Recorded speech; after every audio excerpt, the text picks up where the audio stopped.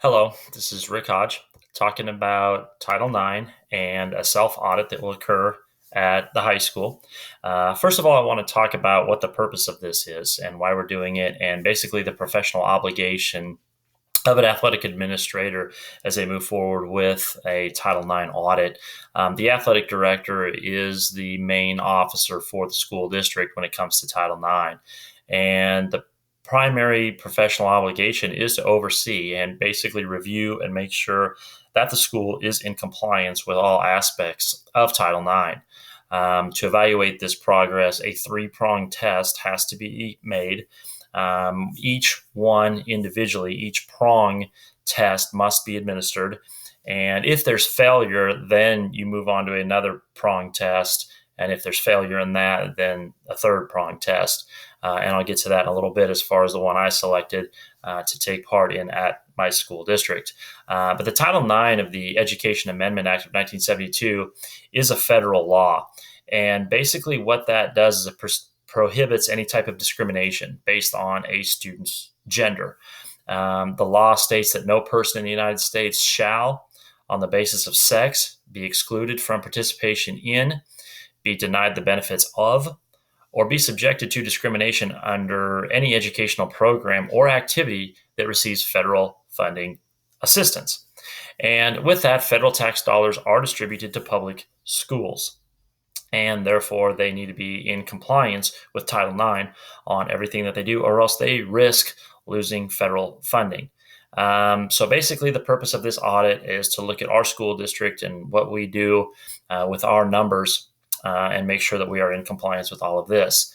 And basically also to evaluate are the coaches understanding of what Title IX is, the importance of it, and how to make sure that we are following all of the guidelines so that we stay in compliance in future years. Each coach has to fully understand what Title IX is, what the ramifications are, and how to make sure that we are handling everything appropriately with it, and they need to be educated on all of this. The framework, component number one, which is effective accommodations of athletics, interests, and abilities. Prong number one of the three-prong test assessment is the one that I selected to work on. And basically, a school may provide athletic participation opportunities for female students, which are substantially proportional to the female percentage of enrollment at the school. And those are the numbers that I had to collect data on and receive information for to make sure that the numbers are lining up and that they are accurate. And the key issue is the athletic participation rate of female athletes substantially proportional to enrollment percentages. And this comes directly from the Office of the Civil Rights from the United States Department of Education. And to collect this data, we use a database at our school called SIS. And SIS is used for a lot of different reasons. It's used for personal information of students. It has their schedules. It has their grades, grades from previous semesters to make sure we know what their grades are, what activities they're in. It goes through all of that. But there were also some different numbers that weren't in SIS that I had to get. And I got a little bit of help from the athletic secretary for those numbers and as I was compiling this data for review. The first aspect is female enrollment percentage. And by doing that, that's a very simple formula. And basically, it describes the number of females that are enrolled in the high school compared to the total number of males that are enrolled at the school. And so the number of total students is 1,101, and the number of girls that are enrolled at the school are 511. So that's 46.4% of our student population is female. Next, we have unduplicated female participation rate. Now, this describes the percentage of girls participating in at least one sport on the first day of competition. And that's how they view it. They don't really look at how many athletes show up on the first day. You have some sports that do cuts. Once tryouts are over, you have some kids that quit as they're trying out. So the way they measure it is how many boys, how many girls are participating on the first day that they have these tryouts. And the total students that are participating in only one sport is 465. and the number of girls that are participating in only one sport is 192, which means you're at 41.3% of the students. Next, we have duplicated female participation rate, which describes the total participation opportunities of girls participating in more than one sport. Total students participating in multiple sports, we have 702 students participating. When it comes to girls participating in multiple sports, there are 306. That is 43.6% that we have. So then you have a variance. And by variance, you take the equation of taking the first number, which is female enrollment percentage, and then you minus the unduplicated female participation rate. And with our school, it's a 5.1% difference. And then you have the female enrollment percentage, and then you minus the duplicated female participation rate, which is the students' number of girls that play in multiple sports. And the ones that where you're getting a lot of multiple sport athletes from, that percentage being 2.8. So when you look at the numbers that we have at our school, they are very similar, which is kind of what you're striving for, is trying to make sure they are as accurate and close as you possibly can. From there, we moved on to component 2. And component 2 is the athletics financial assistance. Now, the second component of the Title IX audit works with scholarships and financial aid for the student athletes. And when you look at this, this means that basically what has to happen is, are we looking to provide total scholarship dollars, financial aid? Basically, is it divided up equally? And are we trying to make sure we're getting it as equal as we possibly can for both genders? And when you look at this, our school district does a really good job because it promotes all of the athletics program and individual students, athletes equally. Our school district, Platte County, places a high priority on promoting all of its athletes for both academic and athletic scholarship opportunities. It begins with the Kansas City Star, making sure we nominate kids for Athlete of the Year award. PCHS also demands that each coach, and again, this is kind of the beginning of talking about what coaches need to do, but they have different aspects of what they need to be able to do and how they need to handle their jobs other than just coaching the kids. The recruiting efforts, universities, colleges, they need to provide them with verbal feedback. There's a lot of times those college coaches will call. They need to make sure they are talking to those coaches, any type of video, footage, game film, whatever those college coaches want.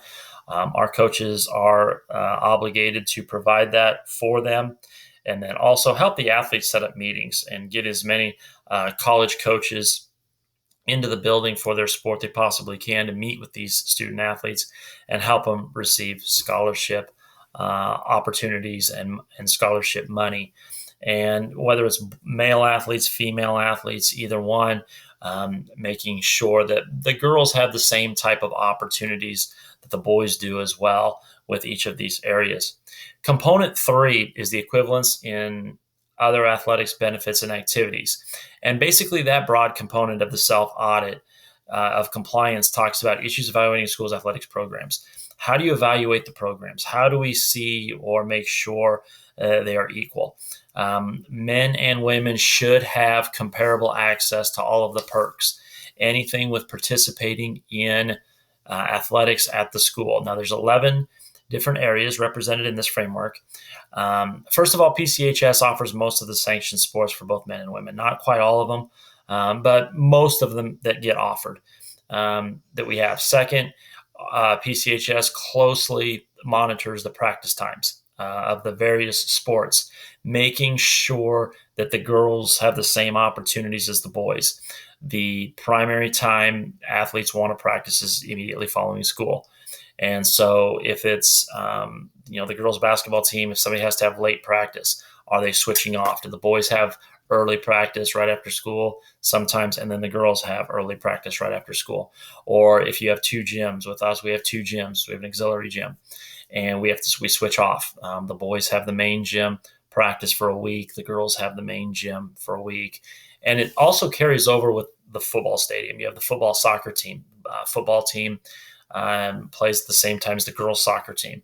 And who gets the main turf field right after school every day? And basically the football coach and the girls soccer coach have to work that out on who gets it when. And those are all examples of having the same facility, sharing the same facility, game facility, secondary auxiliary facility, and then the main practice times right after school. The same thing occurs on weekends too. When does each sport get the gym? When are they allowed to have it? And you kind of go from there. So that's kind of the next aspect, is you're having the different components. Are they equal in each of those different areas? Steps for compliance. As you move on, the first thing we would do, if I was an athletic director, is create a gender equity committee. And basically, these are your stakeholders. And this should consist of a number of stakeholders that are directly related to the athletic department. First and foremost, the athletic department athletic director would be the chair, the committee chair, the main person running this. I think the principal would be on the committee, human resources director to help with compliance, business and finance director would be on the committee, basically looking at money allocated toward the different programs, making sure boys and girls are the same. I would have a male and female coach, a male and female teacher, and a male and female community member all on that committee. Those are all your stakeholders that you would have. The next thing that I would create would be a survey. And I would give the survey to both male and female athletes in the athletic department, and talk a little bit about how they feel about their sports. Basically identify any potential athletic interests, what concerns they have, comments they might have regarding their overall athletic experience. The survey would kind of talk about all of that, and would give the athlete an opportunity to describe what their overall athletic experience is like, from the weight room, meeting rooms, practice facilities, contest facilities, transportation, money to the budget, basically all the different aspects of if these athletes believe that there is equity in the athletic department, is kind of what the purpose of the survey is, regarding all of the different athletic overall experiences and aspects of that athletic department. From there, I would review the results of the survey with the Gender Equity Committee of Stakeholders and look at them together. What do we find from the survey? And then create an action plan. Now, that action plan is basically based off of our vision to gauge interests in other sports. Should we add sports teams? Can we add them? What about intramurals? Can we provide intramurals for athletes that don't make the team or don't want to be on the competitive team? And then finally develop a financial plan. And the finances will be for self-funding teams and also the intramural programs, if that is what we want to come up with.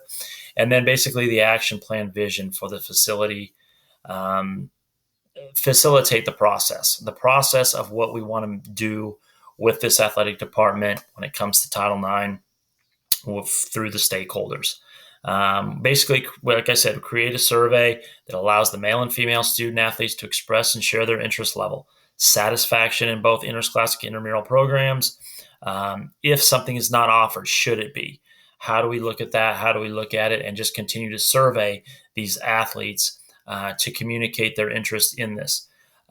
Since our high school does not offer every sanctioned sport, basically, do we need to add sports? And then the Gender Equity Committee of Stakeholders will determine if there is a strong enough interest to add a sport, if it is financially feasible to create a team, if there's coaching interest, do we have knowledgeable coaches that can coach this team? If the facilities that we have, if we can schedule in another team, we may not be able to schedule in another team to work through these facilities.